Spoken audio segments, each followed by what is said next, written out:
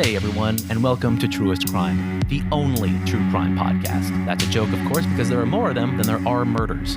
I'm Alfredo Ramirez, one half of the infamous Fork River Killers, and I'm the other half, Madelyn Coughlin. But, and this may be news to some of you listeners, those aren't our real names. You're exactly right there, Madelyn. By the way, did I successfully pull off the finger quotes vocal inflection? You did! That was some grade A audiobook finger quotes inflecting. Thank you very much. I've been practicing. Now, every single week, we get people asking about how we met and how we got into serial killing. So we figured maybe this week we can dive a little into our backstory without accidentally revealing our social security numbers this time. Hey, I only did that once, and that's because my social and our body count are visually similar numbers. Anyway, I figured we can start off by confirming something our listeners have long suspected.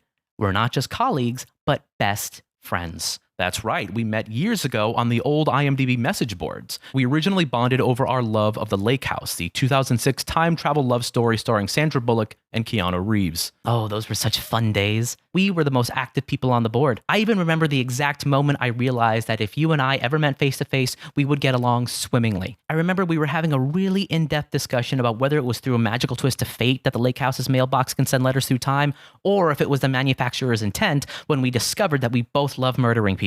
And here we are years later. By the way, you'll never convince me that Rubbermaid manufactured a single time-traveling mailbox and then called it quits.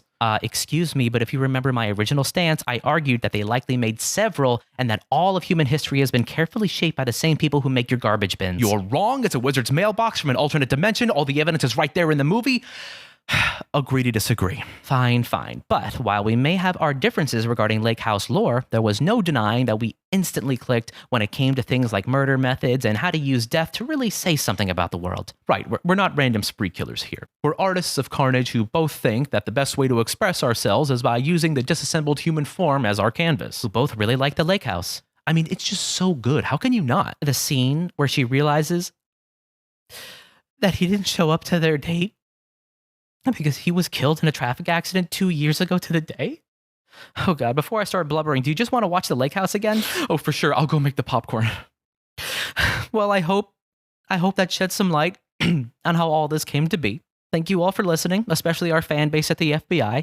We hope this episode has filled in some blank spots in the psychological profiles you've been building of us. Don't forget to follow the Inaudible Podcast Network on Twitter @InaudibleCast, and then send some money over to our Patreon at patreon.com/inaudiblepod. We'll see you killers next week. Okay, I'm hitting play. Okay, bye, gotta go.